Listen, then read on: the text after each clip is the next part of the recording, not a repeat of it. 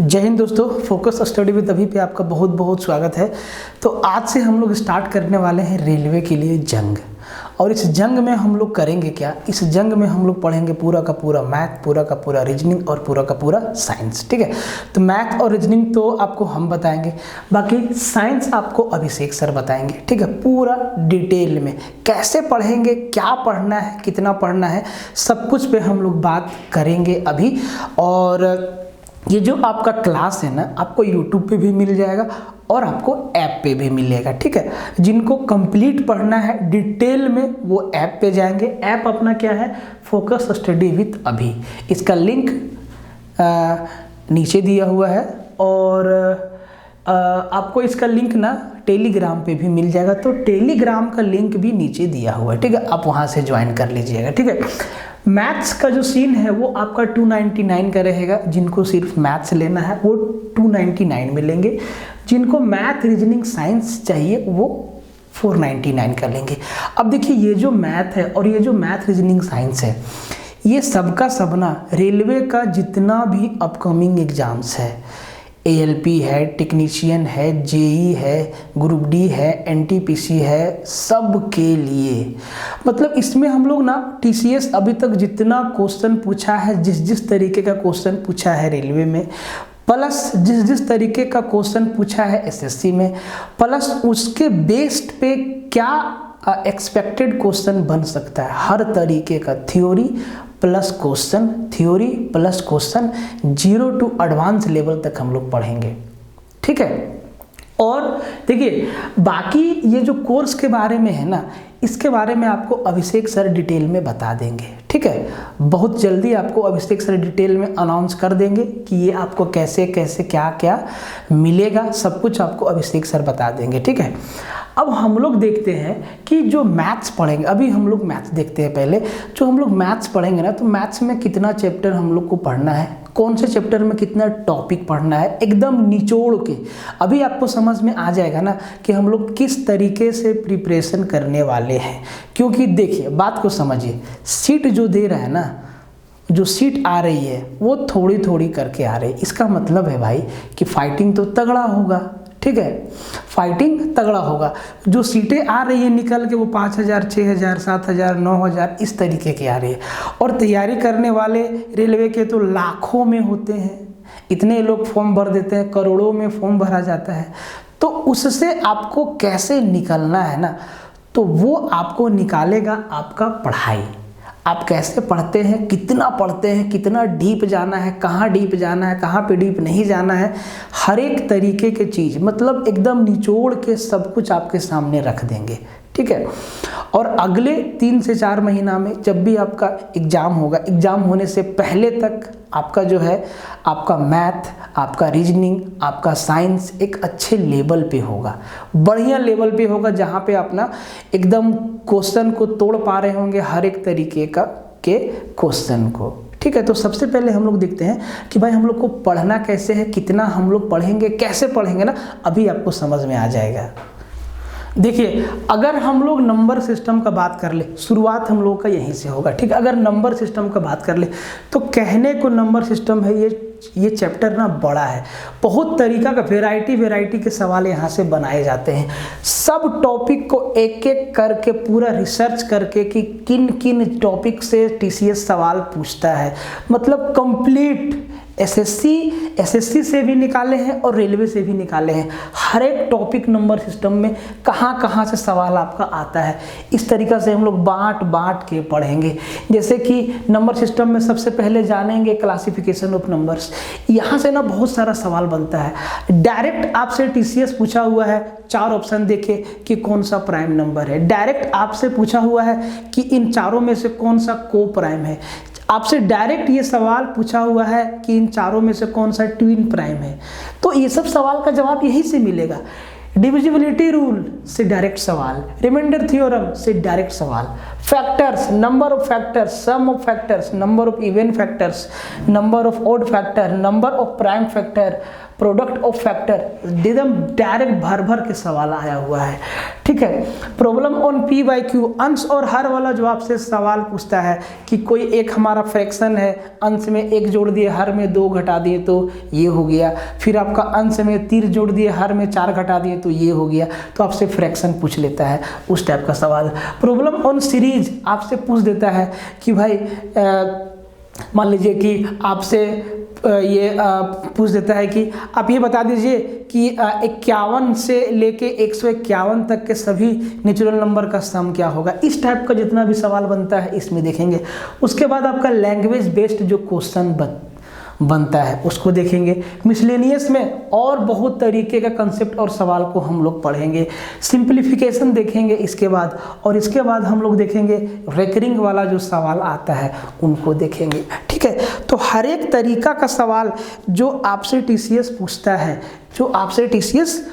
है, चाहे वो एसएससी में हो चाहे वो रेलवे में हो। देखो एक चीज़ आपको ध्यान रखना है कि टीसीएस जो सवाल एसएससी में मैक्सिमम सवाल ना एसएससी का होता है, या तो पैटर्न होता है या तो एकदम कंटेंट सीधा उठा के यहाँ डाल देता है, ऑप्शन भी नहीं चेंज करता है बहुत बार, ठीक है। आप देखिएगा, ठीक है। तो उतना आपको देखने की आवश्यकता नहीं है, क्या पढ़ाना है कैसे पढ़ाना है मेरी जिम्मेवारी है, आपको बस ध्यान से पढ़ना है। तो अगर आप इस तरीके से बांट के पढ़ेंगे ना तो बहुत फ़ायदा होगा। और सबसे बड़ी बात जो हम आपको अभी तक नहीं बताएं, आपको हर एक चैप्टर वाइज पीडीएफ भी मिलने वाला है, ठीक है, हैंड रिटेन पीडीएफ। और ये कैसे मिलेगा आपको इसकी जानकारी अभिषेक सर देंगे।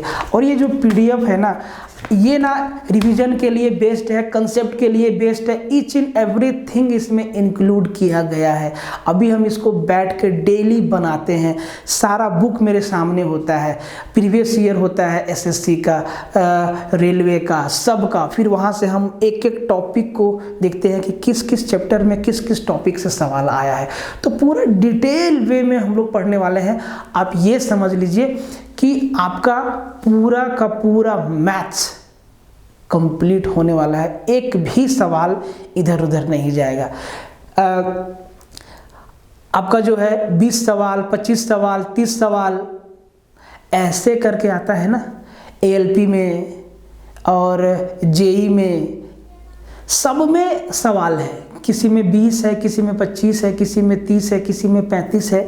तो समझिए कि वेटेज कितना ज़्यादा है।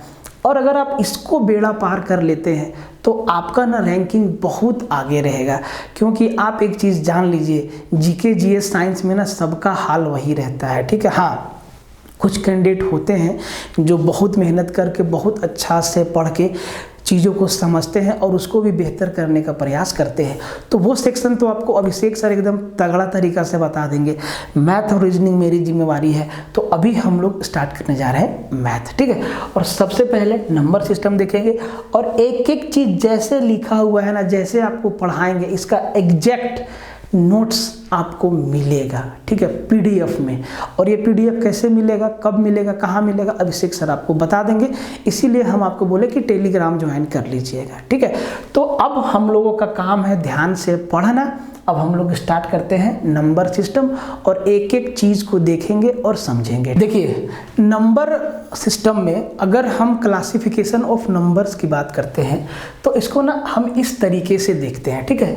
तो 2 पार्ट में हम बांटते हैं, एक रियल नंबर और एक इमेजिनरी नंबर। रियल नंबर वास्तविक संख्याएं हिंदी, और इमेजिनरी नंबर काल्पनिक संख्याएं हिंदी, ठीक है। तो जो अब सबसे पहले समझिए कि वास्तविक संख्या और काल्पनिक संख्या में फ़र्क ही क्या है, ठीक है, क्या ही फ़र्क है, क्या फ़र्क है।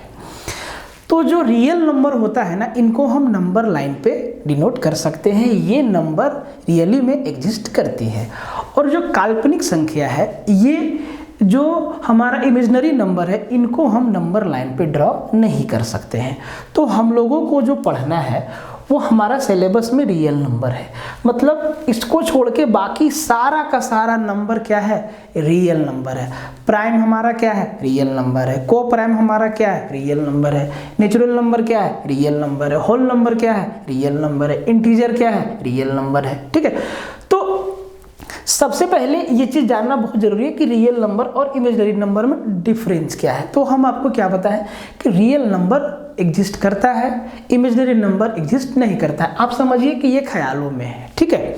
इनके बारे में भी थोड़ा सा हम लोग देखेंगे। अब रियल नंबर के अंदर ना बहुत सारा नंबर का क्लासिफिकेशन है। रियल नंबर के अंदर आपका आता है नेचुरल नंबर, रियल नंबर के अंदर आपका आता है rational number, irrational number, whole number, prime number, composite number, सारा का सारा, परफेक्ट नंबर, सब कुछ। यहीं से ना बहुत सारा सवाल आपका बना देता है। अगर आप पूरा का पूरा क्वेश्चन देखेंगे जो पिछला 2-3 बार परीक्षा हुआ है, बेसिकली हम 2018 से देख रहे हैं, तो 2018 के बाद से ना अभी तक टोटल नंबर सिस्टम से करीबन 2500 प्लस सवाल पूछा है रेलवे डिफरेंट एग्जाम में। अब समझिए कि एक चैप्टर से 2500 प्लस सवाल पूछा है, और इसके पीछे एक रीज़न भी ये है कि एग्ज़ाम जो है बहुत सारा शिफ्ट में होता है, क्योंकि क्राउड बहुत ज़्यादा होता है, नंबर ऑफ स्टूडेंट बहुत ज़्यादा होने के चलते बहुत ज़्यादा शिफ्ट में ये एग्ज़ाम होता है, और इसके चलते ना बहुत सारा सवाल उनको बनाना पड़ता है। तो सिर्फ नंबर सिस्टम से ना 2500 प्लस सवाल बना है, और कोई भी ऐसा टॉपिक नहीं है नंबर सिस्टम के अंदर जिससे सवाल ना बना हो। हर एक टॉपिक से सवाल बनाया है, ठीक। अभी हम आपको लिख के बताएं ना कि कितना सारा टॉपिक है। तो रियल नंबर और इमेजिनरी नंबर समझ गए। अब इसके अंदर जितना भी नंबर्स है, रेशनल नंबर है, इरेशनल है, इंटीजर है, नॉन इंटीजर है, नेगेटिव इंटीजर है, पॉजिटिव इंटीजर है, जीरोज है, नेचुरल नंबर है, सबको एक एक करके देखेंगे और समझेंगे, और आपको ये बताते चलेंगे ना कि कौन कौन सा इम्पॉर्टेंट है। जैसे कि सम संख्या, विषम संख्या सबको मालूम है, यहाँ से कुछ भी नहीं बनता है, बस इसका टर्म यूज होता है, ठीक है। बाकी रेशनल नंबर, इरेशनल नंबर से आता है सवाल, प्राइम नंबर से बहुत अच्छा सवाल आता है। आपको ये पता होना चाहिए कि 1 से लेके 50 के बीच में कितना प्राइम नंबर है। आपको ये पता होना चाहिए कि 1 से लेके 100 के बीच में कितना प्राइम नंबर है, 1 से लेके 200 के बीच में कितना प्राइम नंबर है, 1 से लेके 500 के बीच में कितना प्राइम नंबर है, 1 से लेके 10,000 के बीच में कितना प्राइम नंबर है। ये चीज़ पता होना चाहिए, क्योंकि डायरेक्ट सवाल आता है यहाँ से। तो एक एक चीज़ को हम लोग देखेंगे, ठीक है। तो एकदम बढ़िया से पलथी मार के बैठ जाइए, चाहे जो भी आपके सामने टेबल हो, चेयर हो, कुर्सी हो, और स्थिर से चीज़ों को समझने का प्रयास करिए, ठीक है। देखिए, आपको ये नहीं समझना कि भाई हमारे पास व्हाइट बोर्ड है तो आपको कंटेंट खराब देंगे। नहीं जी नहीं, ऐसी बात नहीं है। और ऐसा भी नहीं है कि डिजिटल बोर्ड पे ही अच्छा कंटेंट दिया जा सकता है। कंटेंट तो कंटेंट है, वहाँ पे टाइप किया जाता है, यहाँ पे हम हाथ से लिखेंगे, वहाँ पे पीपीटी बनाया जाता है, हम यहाँ एक एक चीज़ों को लिखेंगे, मिटाएंगे, लिखेंगे, मिटाएंगे, बस फ़र्क इतना ही है। बाकी आपको हम लोग ना क्वालिटी बेहतर देने का पूरा कोशिश करेंगे, और ये है। देखिए ध्यान से, तो सबसे पहले आते हैं रियल नंबर। एकदम बढ़िया से समझते जाइएगा, सारा कंफ्यूजन दूर हो जाएगा। तो सबसे पहले आइए रियल नंबर, ठीक है। इसको हिंदी में कहते हैं वास्तविक संख्याएं। अब देखिए, स्मार्ट बोर्ड होता तो पीपीटी बना के नेक्स्ट करके आपको समझा देते, लेकिन क्या है कि यहाँ पे भी कोई दिक्कत आपको नहीं होने देंगे, ठीक है। फील वही आएगा, बेहतर समझा के भेजेंगे यहाँ से। तो हम आपको अभी क्या बोलें कि भाई रियल नंबर क्या है, तो जितना भी जो भी नंबर हमारा नंबर लाइन पे है, सबका सब क्या है, रियल नंबर है। और ये सारा का सारा चीज़ ना आपका ना पीडीएफ में सब कुछ लिखा हुआ है, ठीक है। तो एकदम एज इट इज़, जो आपको ना भाई मेरे ये पीडीएफ इतना हेल्प करेगा आपको कि क्या बता दें। आपको एकदम नोट्स बनाने की आवश्यकता नहीं है। आप जितना क्वेश्चन प्रैक्टिस कर सकते हैं कीजिए, कंसेप्ट के लिए ना आप इस पीडीएफ को यूज़ करिए। एकदम एक एक चीज़ को इसमें ना निचोड़ के डाल दिए हैं। अब रियल नंबर का डेफिनेशन क्या है, तो भाई सिंपल सा बात है, number can be written on number line। Number line. अब संख्या रेखा पे जिस भी नंबर को हम लोग लिखेंगे वो सबका सब क्या है, रियल नंबर है। अब आपको यहीं से समझ जाना है कि हम संख्या रेखा पे किस नंबर को लिखते हैं। तो हम लोग संख्या रेखा पे ओड नंबर को भी लिखते हैं, हम लोग जो है संख्या रेखा पे इवन नंबर को भी लिखते हैं, हम लोग संख्या रेखा पे rational number, irrational number, prime number, coprime number, composite number, twin prime number सबको डिनोट कर सकते हैं। इसका मतलब सब का सब क्या है, रियल नंबर है। तो भाई स्टेटमेंट बेस्ड वाला सवाल आता है, आपसे पूछ देता है कि निम्नलिखित में से क्या सही है। तो 4 स्टेटमेंट रहेगा, उसमें से आपको सही चुनना होता है या उसमें से एक गलत चुनना होता है। तो ये सब ना आपको मदद करेगा, छोटा मोटा चीज़ नहीं है, समझ होना चाहिए आपके अंदर, ठीक है। तो जो भी नंबर्स को आप नंबर लाइन पे डिनोट कर पाते हैं सबका सब क्या है, रियल नंबर है।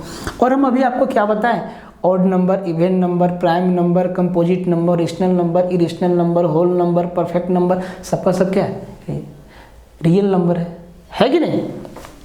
इसका मतलब अगर हम इसका एग्जाम्पल दें तो आप कहेंगे सर कि 2√2 -2 सबका सब क्या है, रियल नंबर है, रियल नंबर है। 5/9 क्या है, रियल नंबर है। 0.625 क्या है, रियल नंबर है। सबका सब क्या है, रियल नंबर है कि नहीं। 9, 99, 21 सबका सब क्या है, रियल नंबर है। 0.3333 सबका सब क्या है, रियल नंबर है।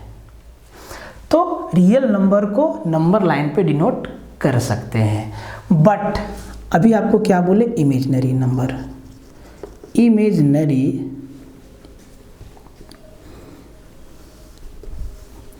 यही दिक्कत है, थोड़ा सा तो परेशानी है इस पे। पर देखो जो बेस हमारा भाई यही है, ठीक है। इमेजिनरी नंबर, इमेजिनरी नंबर को हम नंबर लाइन पे डिनोट नहीं कर सकते हैं। इसको क्या बोलते हैं हिंदी में, काल्पनिक संख्याएं। पीडीएफ में आपको सब कुछ मिलेगा, ठीक है, एक एक चीज लिखा हुआ मिलेगा समझा के, एग्जाम्पल के साथ, ठीक है।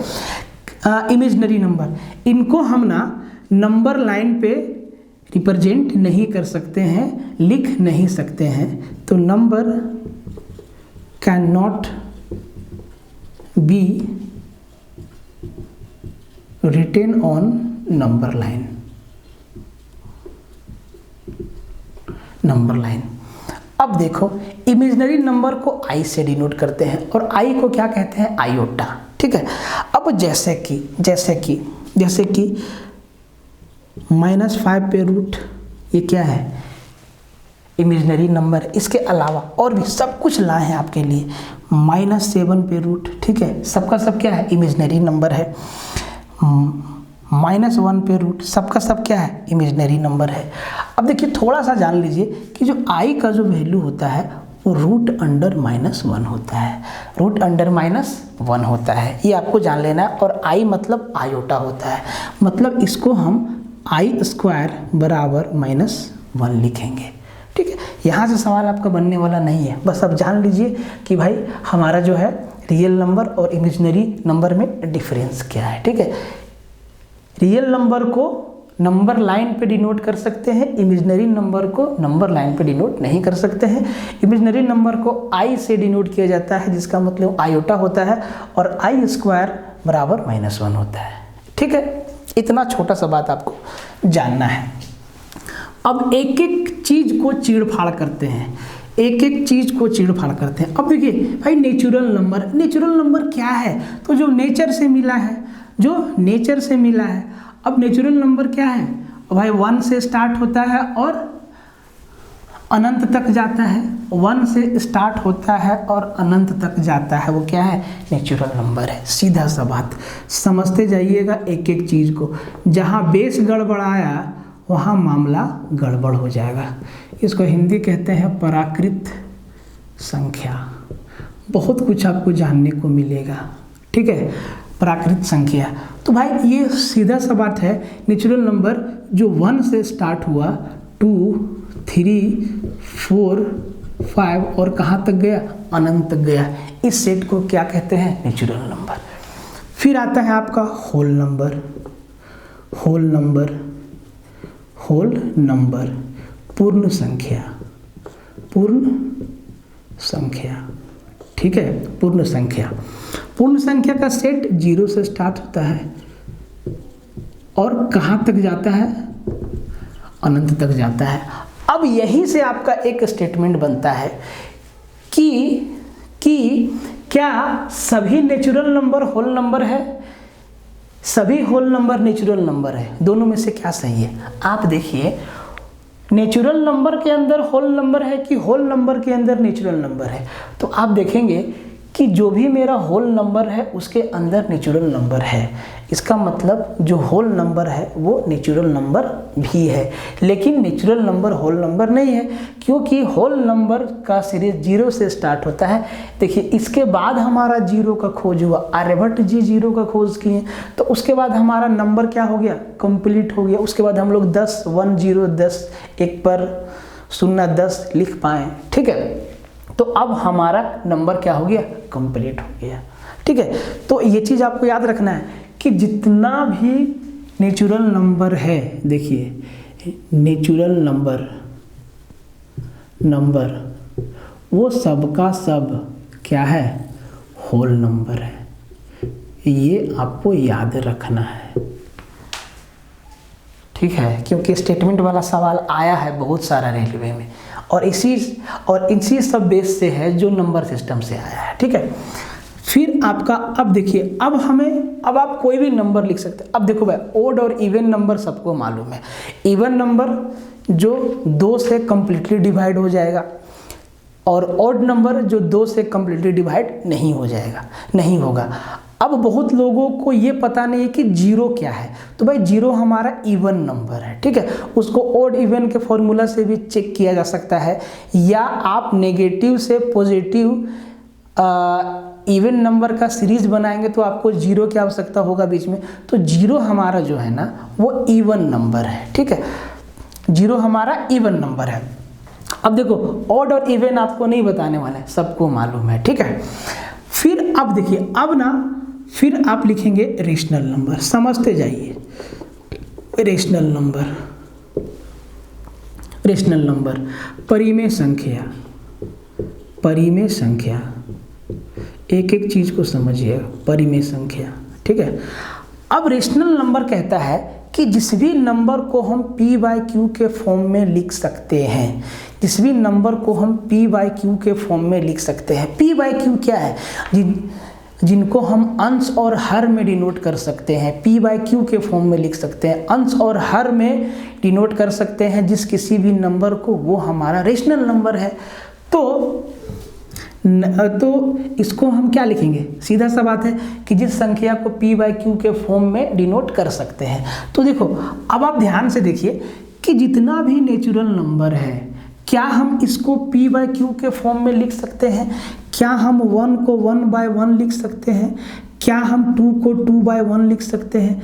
क्या हम 3 को 3/1 लिख सकते हैं? बोले सर बिल्कुल लिख सकते हैं। क्या हम 0 को 0/1 लिख सकते हैं? बोले सर बिल्कुल। तो ये अंश और हर में है ना, अंश और हर के फॉर्म में है। ये तो सबको मालूम है कि भाई रेशनल नंबर को p/q के फॉर्म में लिखा जाता है, लेकिन यहाँ से जो स्टेटमेंट बेस्ड सवाल बनेगा उसमें आप फंसने लगते हैं। इसीलिए हम आपको क्या बोले कि पूरा डीप बताएंगे और निचोड़ के बताएंगे, ठीक है। तो अब आप देख रहे हैं कि जितना भी नेचुरल नंबर है वो क्या है, रेशनल नंबर है। जितना भी होल नंबर है वो क्या है, रेशनल नंबर है।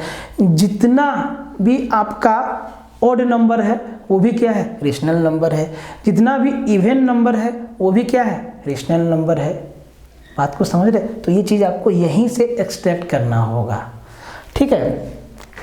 अब आते हैं इरेशनल नंबर पे। छोटा छोटा बात है लेकिन अच्छा अच्छा सवाल यहाँ से आता है, ठीक है। बढ़िया बढ़िया सवाल यहाँ से बना देता है। इरेशनल नंबर समझते जाइएगा। अपरिमेय संख्या, अपरिमेय संख्या, अपरिमेय संख्या, ठीक है। अब ये इरेशनल नंबर क्या है, तो भाई जो रेशनल नहीं है वो इरेशनल है, मतलब जिस भी नंबर को हम पी बाई क्यू के फॉर्म में नहीं लिख सकते हैं, नहीं लिख सकते हैं, वो क्या है, इरेशनल नंबर है। ठीक है, वो क्या है, इरेशनल नंबर। अभी आपको रेशनल और इरेशनल को एक साथ और समझाएंगे तो बहुत कुछ ना क्लियर हो जाएगा। अब आप ध्यान से देखिए भाई, जिस भी नंबर को हम पी बाई क्यू के फॉर्म में नहीं लिख सकते हैं, अब कौन सा नंबर है जिसको हम पी बाई क्यू के फॉर्म में नहीं लिख सकते हैं?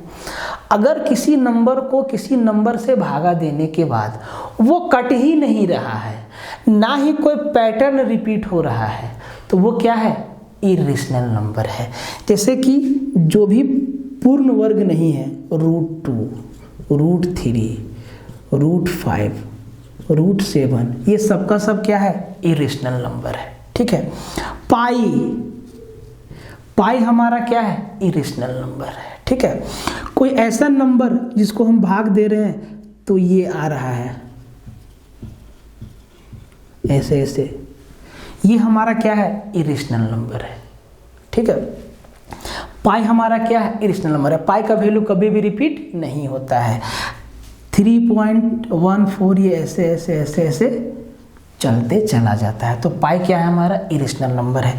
लेकिन पाई का एक अप्रोक्सीमेट वैल्यू होता है 22/7, तो 22/7 हमारा ना रेशनल नंबर है। ठीक है, क्योंकि ये पाई का एग्जैक्ट वैल्यू नहीं है, अप्रोक्सीमेट वैल्यू है, लगभग मान है।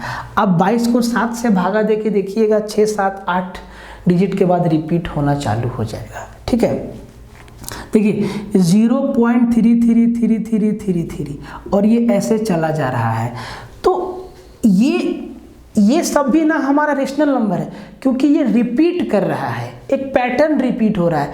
तो जो भी रिपीटिंग होगा ना वो रेशनल होगा, और जो नॉन रिपीटिंग होगा वो आपका इरेशनल होगा।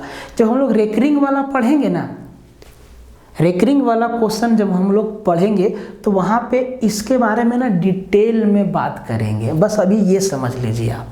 ठीक है, तो कोई भी नंबर को अगर हम सोल्व करके अंश और हर में लिख सकते हैं वो हमारा रेशनल नंबर होता है, और जिस नंबर को हम अंश और हर में नहीं लिख सकते हैं वो इरेशनल नंबर होगा। सिंपल सा बात है। ठीक है, तो 0.3333 को रोका जा सकता है रेकरिंग लगा के, इसको हम क्या लिख सकते हैं, 0.3 पे बार, है ना। और बार का मतलब क्या होता है, बट्टे में 9, बट्टे में 9 मतलब हम इसको क्या लिख सकते हैं, 3/9, और ये क्या हो गया, 1/9।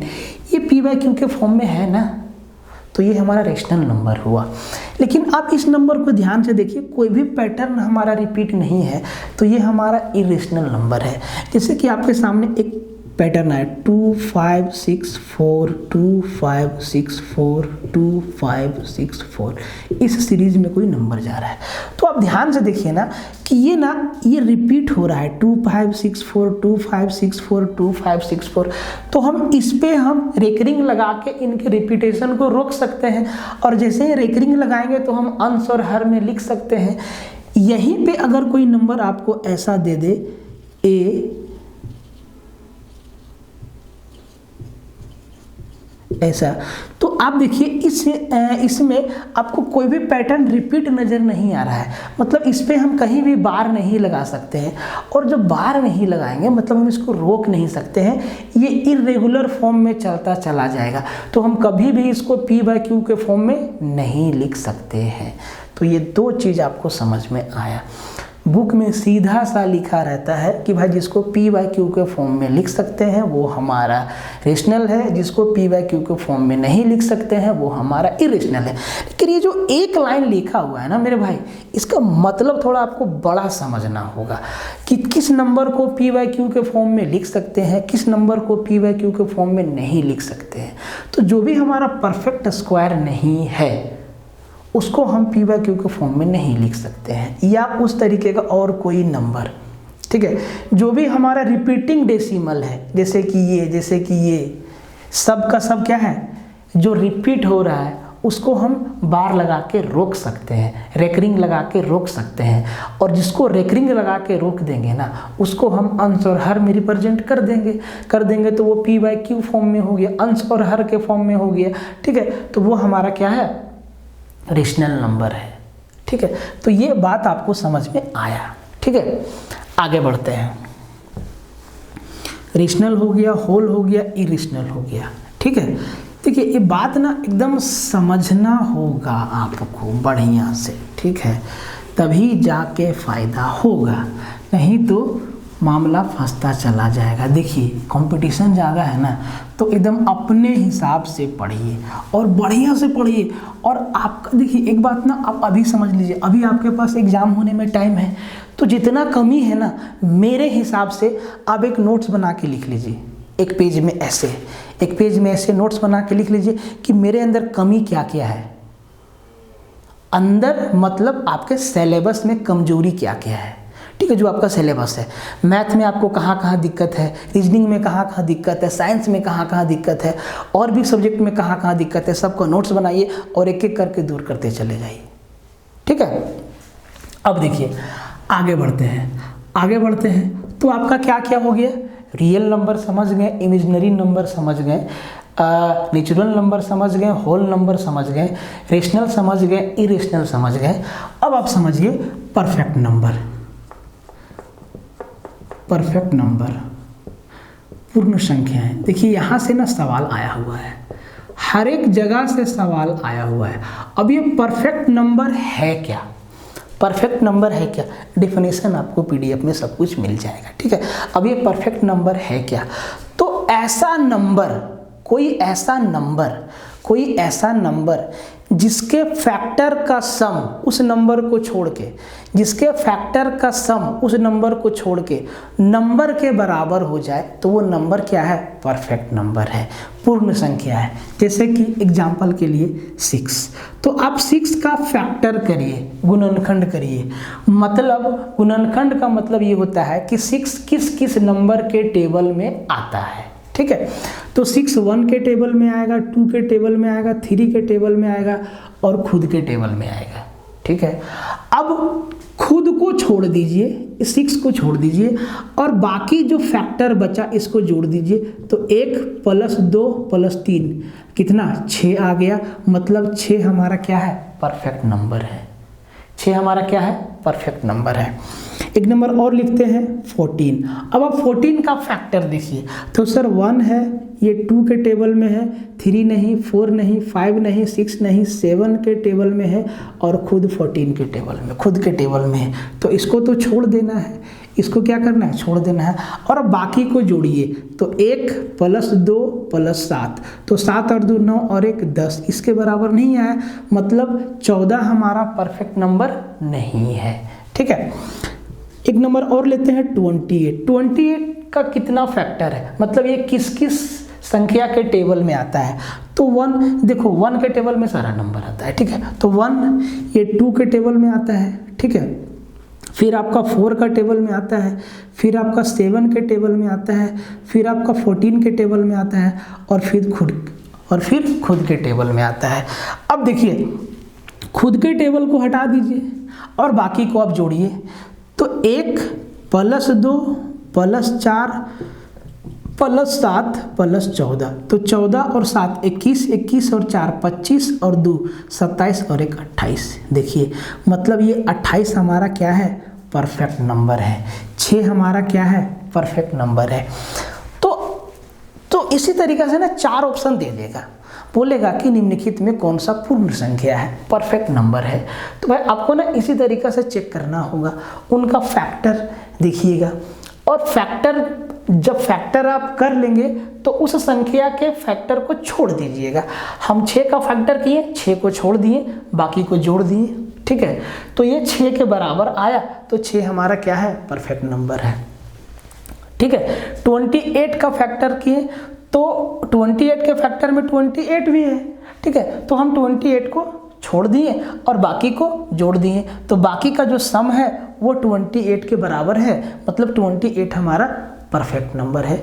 इस तरीका से सवाल आता है। तो ये छोटा छोटा चीज़ आप कब सीखेंगे, जब आप चीज़ों को समझेंगे। ठीक है, परफेक्ट नंबर आपका हो गया और एकदम आपको ना सब कुछ नोट्स में एकदम रेगुलर मिलेगा लिखा हुआ, टेंशन आपको नहीं लेना है। ठीक है, किधर गया, इसको मिटाते हैं। ठीक है। यहीं पे आपको एक चीज़ और बता देते हैं जो बहुत इम्पोर्टेंट है, ठीक है। यहीं पे एक चीज़ आपको और बता देते हैं जो वेरी वेरी इम्पोर्टेंट है और बहुत आसान है, ठीक है, बहुत आसान है।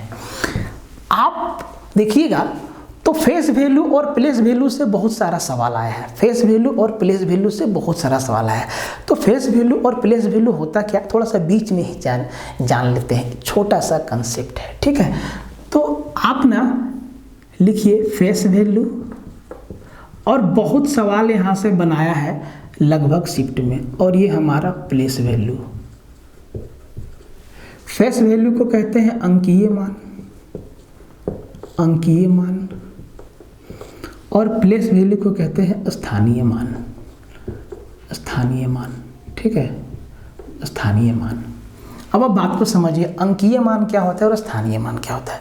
तो जितना भी नंबर हम लोग दुनिया में इस्तेमाल करते हैं वो 10 डिजिट से मिलके बना है, 0 1 2 3 4 5 6 7 8 9, ठीक है, ये सबको मालूम है।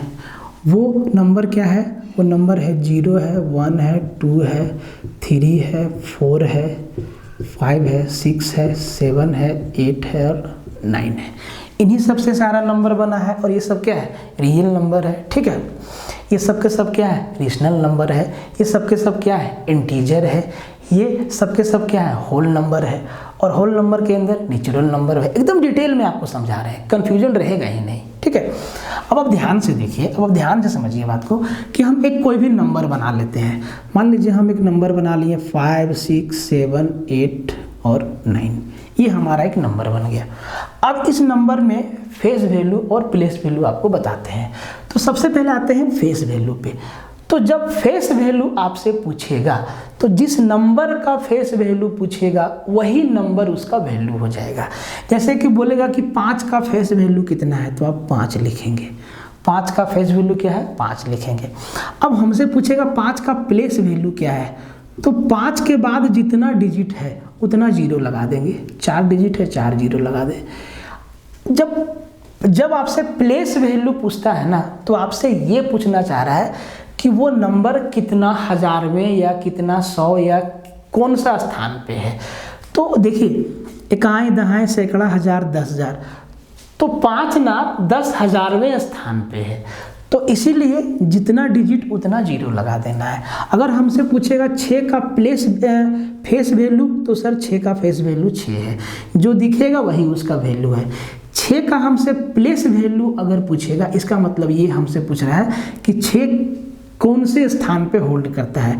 तो 6 के बाद 3 0, ये हजारवें स्थान पे होल्ड करता है, ठीक है। 7 का अगर हमसे फेस वैल्यू पूछेगा तो ये 7 है।